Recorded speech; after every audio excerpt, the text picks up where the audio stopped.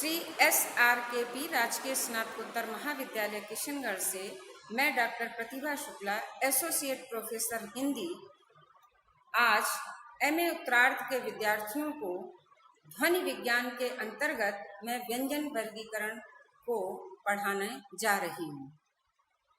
व्यंजनों का वर्गीकरण: मानव जिसके द्वारा बोलता है या जो वायु मुख विवर से निकलकर वागेंद्रिय द्वारा कुछ वाणी प्रकट करती है उसे ध्वनि कहते हैं। ध्वनि के बिना भाषा की कल्पना करना सर्वथा असंभव है। वस्तुतः भाषा ध्वनियों का समूह है, क्योंकि ध्वनि चिन्हों की समष्टि ही भाषा कहलाती है।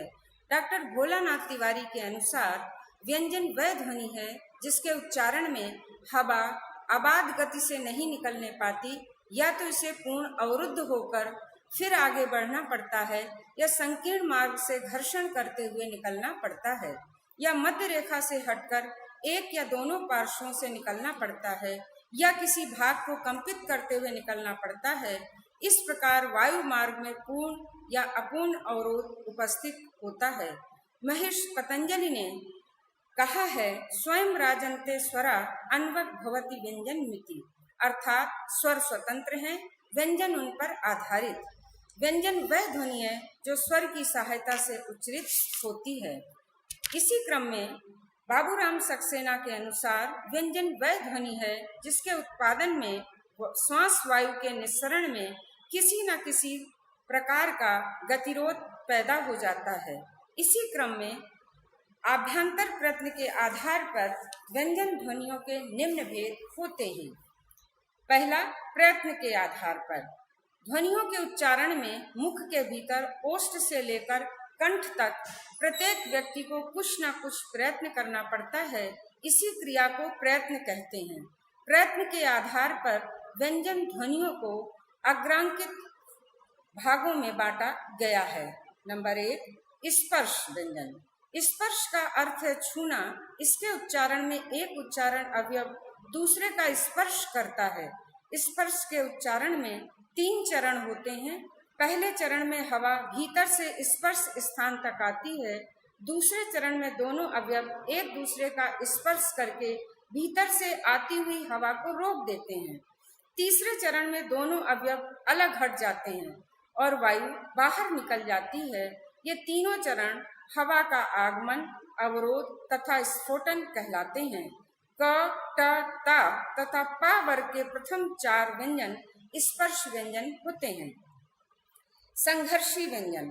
इन ध्वनियों के उच्चारण में 2 उच्चारण अवयव एक दूसरे के इतने निकट चले जाते हैं कि दोनों के बीच से निकलने वाली वायु संघर्ष करती हुई बाहर निकलती है, जैसे फा, वा, सा, ज, श, ख, ग और ह व्यंजन। स्पर्श संघर्षी व्यंजन। इन स्पर्श संघर्षी व्यंजनों के उच्चारण में प्रारंभिक चरण स्पर्श का तथा अंतिम चरण संघर्ष का होता है, जैसे च, छ, ज और झ व्यंजन। नासिक्य व्यंजन। वह व्यंजन ध्वनि जिनके उच्चारण में वायु नाक से निकलती है। प्रत्येक वर्ग का पंचम अक्षर अर्थात ड, ङ, न और म नासिक्य व्यंजन है। लेखन में इन्हें अनुस्वार के द्वारा अंकित किया जाता है। पार्श्विक व्यंजन। वह व्यंजन जिनके उच्चारण में जिह्वा की नोक मूर्धा का स्पर्श करती है और निश्वास वायु जिह्वा के अगल बगल से बाहर निकलती है, जैसे ल ध्वनि का उच्चारण। उत्क्षिप्त व्यंजन। जिन व्यंजन ध्वनियों के उच्चारण में जिह्वा तालु के किसी भाग को झटके से छूकर नीचे आ जाती है, उन्हें उत्क्षिप्त व्यंजन कहते हैं, जैसे ड और ढ उत्क्षिप्त व्यंजन हैं। कंपन जात। कंपन जात व्यंजन में वे ध्वनियां आती हैं जिनके उच्चारण में किसी अवयव की नोक में से वायु के प्रवाह में कंपन उत्पन्न किया जाता है। र के उच्चारण में जीभ की नोक कंपित होती है। डॉक्टर धीरेन्द्र वर्मा तथा डॉक्टर बाबूराम सक्सेना र को लुंठित मानते हैं। अर्ध स्वर। कुछ व्यंजन ऐसे होते हैं जो तो कभी स्वर की तरह बोले जाते हैं और कभी व्यंजन की तरह। उन्हें अंतस्थ या अर्ध स्वर कहते हैं। इन ध्वनियों में हवा का प्रवाह तो चलता रहता है, किंतु संघर्ष नहीं होता, जैसे य और व व्यंजन। इसी क्रम में स्थान आधार पर व्यंजनों का वर्गीकरण किया जाता है। स्थान वह है जहां अंदर से आने वाली वायु मुख विवर में कंठ से लेकर ओष्ठ तक के विभिन्न उच्चारण अवयवों से कहीं न कहीं विकृत की जाती है। जिस व्यंजन के उच्चारण में वायु जिस उच्चारण अवयव के साथ विकृत की जाती है वह उस व्यंजन का स्थान कहलाता है। स्थाना आधार पर व्यंजन ध्वनि के निम्नलिखित भेद हैं। नंबर 1, स्वर यंत्र मुखी। उन ध्वनियों को कहते हैं जो स्वर यंत्र मुख से उच्चरित की जाती हैं। इन्हें स्वर यंत्र स्थानीय, काकल्य या उरस्य भी कहते हैं, जैसे ह ध्वनि का उच्चारण। अलिजिह्वीय, कौवे या अलिजिह्वीय से इन ध्वनियों का उच्चारण किया जाता है। इसके लिए जिह्वा मूल को निकट ले जाकर वायु मार्ग सकरा कर देते हैं, जैसे क, ख और ग। कोमल तालव्य या कंठ ध्वनियां, संस्कृत में इन्हें कंठ कहा गया है। जिह्वा के पिछले भाग के सहारे इन ध्वनियों को उत्पन्न करते हैं, जैसे क, ख, ग और घ ध्वनि। मूर्धन्य उन ध्वनियों को कहते हैं जिनके उच्चारण में मूर्धा से सहायता ली जाती है, जैसे ट, ठ, ड और ढ मूर्धन्य है। तालव्य, इनका उच्चारण कठोर तालु से होता है, अतः इन्हें कठोर तालव्य भी कहते हैं। जीभ के अगले भाग से इनमें सहायता ली जाती है, जैसे च, छ, ज, झ और श। वर्तस्य, मसूड़े या वर्त की सहायता से उत्पन्न ध्वनि वर्तस्य कहलाती है, जैसे न, ल, र, स और ज वर्तस्य हैं। दंत, जैसा कि नाम से स्पष्ट है, दांत की सहायता से उच्चारित होने वाली ध्वनियां दंत कहलाती हैं। इनमें जिह्वा का अग्रभाग दंत पंक्ति का स्पर्श करता है, जैसे त, थ, द, ध दंत ध्वनियां हैं। दंत्योष्ठ, दंत्योष्ठ ध्वनियां वे ध्वनियां हैं जिनका उच्चारण ऊपर के दांत और नीचे के ओंठ की सहायता से होता है।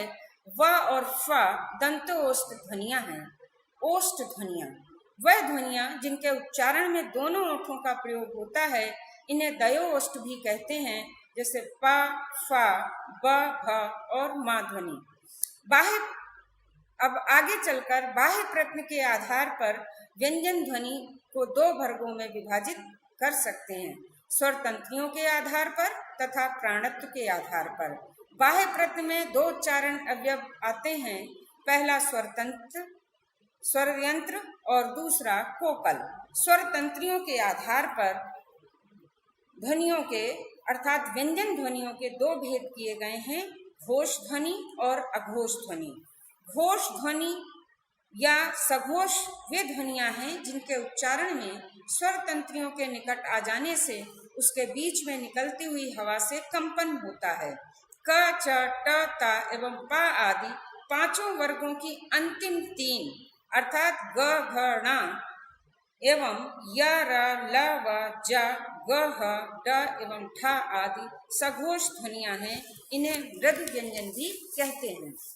अघोष ध्वनि वे ध्वनियां हैं जिनके उच्चारण में स्वर तंत्रियों में कंपन नहीं होता। हिंदी में पांचों वर्गों की प्रथम दो ध्वनियां क, ख, च, छ आदि अघोष हैं। इन्हें कठोर व्यंजन भी कहा जाता है। दूसरे वर्गीकरण में प्राणत्व के आधार पर, प्राण का अर्थ है वायु, हवा, श्वास या हवा की शक्ति।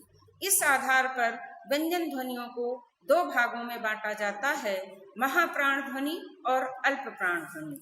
महाप्राण ध्वनि, महाप्राण ध्वनि उन व्यंजनों को कहा जाता है जिनके उच्चारण में हवा की अधिकता हो या श्वास बल अधिक हो, उन्हें महाप्राण कहते हैं। मोटे रूप में जिन व्यंजनों के लिए रोमन लिपि में एच या उर्दू लिपि में हे जोड़ना पड़ता है, उन्हें महाप्राण ध्वनि कहते हैं। पांचों वर्गों की हिंदी व्यंजन माला के पांचों वर्गों की दूसरी तथा चौथी उदाहरण के रूप में ख और ड महाप्राण ध्वनि है। सॉरी, इसको जरा पॉज करना, बिल्कुल आखिरी का सेंटेंस एक शब्द गलत हो गया।